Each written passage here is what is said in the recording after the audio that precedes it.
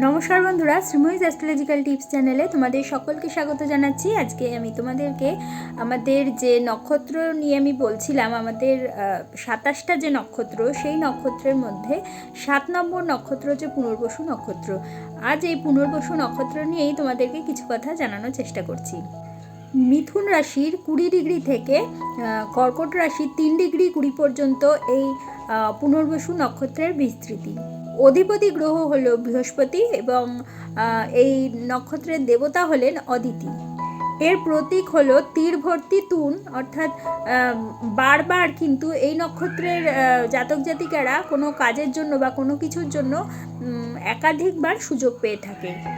পুনর্বসু নক্ষত্রের জাতক জাতিকাদের স্বভাবে আসা যাক, ব্যক্তিত্বের দিক থেকে এরা কিন্তু জীবনে বারবার নতুন শুরু করার ক্ষমতা রাখে এবং আশাবাদী এবং ভীষণ পজিটিভ চিন্তা এদের মধ্যে থাকবে। আধ্যাত্মিক বা নৈতিক একটা মানসিকতা এদের মধ্যে ভীষণ মাত্রায় পাওয়া যায়।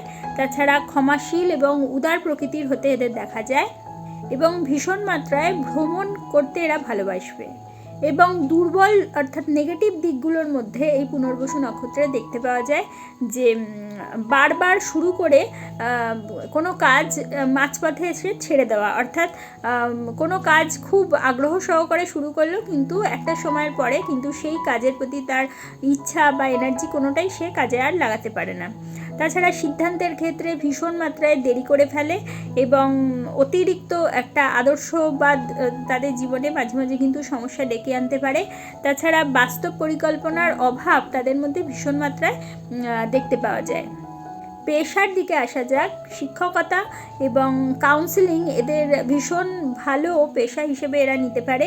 তাছাড়া জ্যোতিষ, আধ্যাত্মিক কাজ, তাছাড়া ভ্রমণ বা ট্রাভেল এজেন্সি অথবা যোগাযোগ সম্পর্কিত কাজ এদের জন্য ভীষণ ভালো। তাছাড়া লেখালেখি এবং মিডিয়ার সাথে যদি এরা নিজেদের যুক্ত করতে পারে সেক্ষেত্রেও কিন্তু খুব ভালো রেজাল্ট এরা পেয়ে থাকে। এরপরে চলে আসি পুনর্বসু নক্ষত্রের 4টি পদের ক্ষেত্রে। প্রথম যে পদটি সেটি শুরু হচ্ছে মিথুন রাশির 20 ডিগ্রি থেকে 23 ডিগ্রি 20 মধ্যে এবং সেটির নবাংশ গিয়ে পড়ছে হচ্ছে মেষ রাশিতে। মেষ রাশিতে পড়ার জন্য এদের মধ্যে স্বভাব হচ্ছে নেতৃত্ব গুণ এদের মধ্যে অবশ্যই থাকবে। তাছাড়া নতুন কাজ শুরু করার একটা সাহস, এনার্জি এদের মধ্যে থাকবে। দ্রুত এরা অবশ্যই সিদ্ধান্ত নিতে পারবে, কখনো কিন্তু তাড়াহুড়োও এরা অতিরিক্ত করে ফেলতে পারে। তাছাড়া সমস্যার মধ্যে দেখা যাচ্ছে এদের ভীষণ মাত্রায় রাগ দেখা যাবে, স্থায়িত্বের কোনো কিছুতে অভাব থাকবে এবং কাজ একটা বদলানোর টেন্ডেন্সি এদের মধ্যে ভীষণ মাত্রায় থাকবে। এরপরে চলে আসি যে এই পুনর্বসু নক্ষত্রের যে প্রথম পদ, এই প্রথম পদের জাতক জাতিকাদের তোমার প্রতিকার কি করা যায়। প্রতিকারের মধ্যে বৃহস্পতির দান তোমরা অবশ্যই করতে পারো। তাছাড়া হলুদ রঙের ব্যবহার যদি বেশি মাত্রায় করো সেক্ষেত্রে খুব ভালো ফল পাবে। গুরুকে সম্মান করা বা গুরুজন স্থানীয়দের মেনে চলা এটা তোমাদের খুব ভালো ফল দেবে। তাছাড়া যদি বেশি মাত্রায় গাছগাছালি তোমাদের বাড়িতে বা তোমার চারপাশে লাগাতে পারো সেক্ষেত্রেও কিন্তু তুমি খুব ভালো ফল পাবে। উপকারী রত্ন বা ক্রিস্টালের মধ্যে অবশ্যই সিট্রিন এবং তুমি ক্রিস্টালের মধ্যে সিট্রিন পড়তে পারো, আর রত্নের মধ্যে ইয়েলো স্যাফায়ার অর্থাৎ পোকরাজ কিন্তু অবশ্যই তুমি ধারণ করতে পারবে। দ্বিতীয় পদে আসা যাক। পুনর্বসু নক্ষত্রের দ্বিতীয় পদ 23 ডিগ্রি 20 থেকে মিথুন রাশিতে 26 ডিগ্রি 40 পর্যন্ত কিন্তু হয়ে থাকে এবং এটি বৃষ নবাংশে গিয়ে এইটাই মানে এই পদটা বৃষ নবাংশে গিয়ে পড়ছে এবং স্বভাবের ক্ষেত্রে এরা ভীষণ স্থির চিত্ত হয়ে থাকে। অর্থ এবং সম্পদের প্রতি এদের একটা গুরুত্ব ভীষণ এরা রাখবে। তাছাড়া শিল্পবোধ এদের মধ্যে ভীষণ মাত্রায় থাকবে এবং পরিবারমুখী এরা অবশ্যই হয়ে থাকবে। সমস্যার মধ্যে এরা ভীষণ ভোগবিলাস করতে ভালোবাসবে, জেদ এবং অর্থকে নিয়ন্ত্রণ করার এদের মধ্যে একটা টেন্ডেন্সি থাকবে। আর প্রতিকার হিসেবে এরা গরুকে যদি প্রতিদিন খাবার খাওয়াতে পারে এবং মা বা নারী স্থানীয় মহিলাদের যদি সেবা শুশ্রূষা বা তাদেরকে হেল্প করতে পারে, তাছাড়া শুক্রবার দিনকে সাদা বস্তু যদি দান করতে পারে সেক্ষেত্রে কিন্তু এই দ্বিতীয় পদের যারা জাতক জাতিকা রয়েছে পুনর্বসু নক্ষত্রে ভীষণ মাত্রায় ভালো রেজাল্ট পাবে। তাছাড়া এরা ক্রিস্টাল হিসেবে রোজ কোয়ার্টজ ক্রিস্টাল এবং গ্রিন অ্যাভেঞ্চারাইন, এই দুটো ক্রিস্টাল যদি ধারণ করতে পারে সেক্ষেত্রেও কিন্তু তারা ভীষণ মাত্রায় ভালো রেজাল্ট পেয়ে থাকবে। এরপরে চলে আসি তৃতীয় পদে। তৃতীয় পদ শুরু হচ্ছে মিথুন রাশিতে 26°40 থেকে 30° পর্যন্ত, এবং এটি নবাংশ হিসেবে তোমার মিথুন নবাংশে গিয়েই পড়ছে।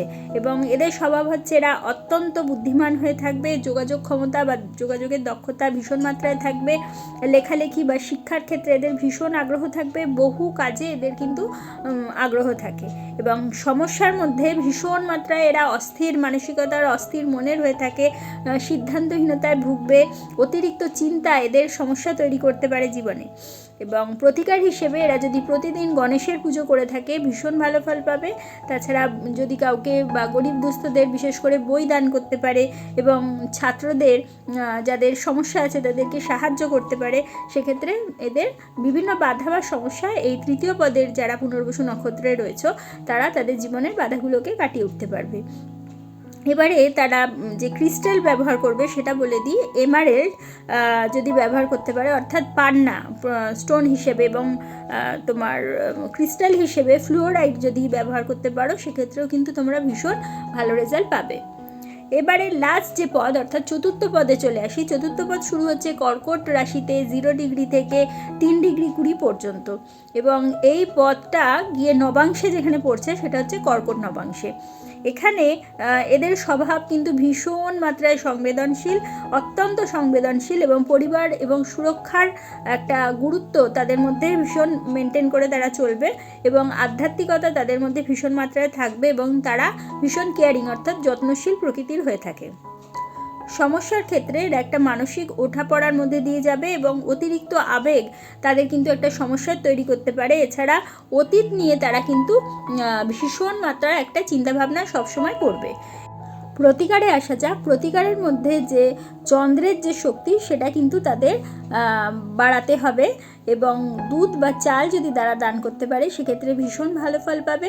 তাছাড়া মা বাবার সেবা যদি তারা করতে পারে সেক্ষেত্রেও তারা কিন্তু ভীষণ ভালো ফল পাবে।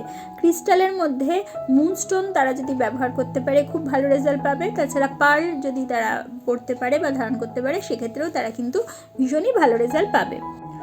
মডার্ন অ্যাস্ট্রোলজি মতে এই পুনর্বসু নক্ষত্রকে রিবার্থ এবং অথবা রিনিউয়াল স্টার বলা হয়ে থাকে। কারণ কি, এই নক্ষত্রের মানুষ সাধারণত জীবনে বহুবার নতুন সুযোগ পায় এবং শেষ পর্যন্ত কিন্তু সে জয়লাভ বা উন্নতি লাভ করে থাকে।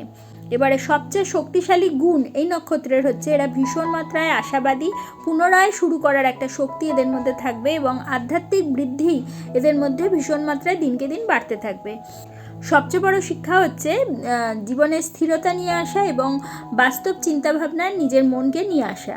তাহলে বন্ধুরা, আজকে আমরা জানলাম মডার্ন অ্যাস্ট্রোলজি মতে পুনর্বসু নক্ষত্র কি বৈশিষ্ট্য হয়ে থাকে, এবং 4টি যে পদ রয়েছে পুনর্বসু নক্ষত্রের সেই 4টি পদেরই বা বৈশিষ্ট্য কী, এবং কি করলে, কি প্রতিকার করলে এই পদগুলো তাদের জীবনে সমস্যা থেকে বেরিয়ে আসতে পারবে অথবা উন্নতি লাভ করতে পারবে।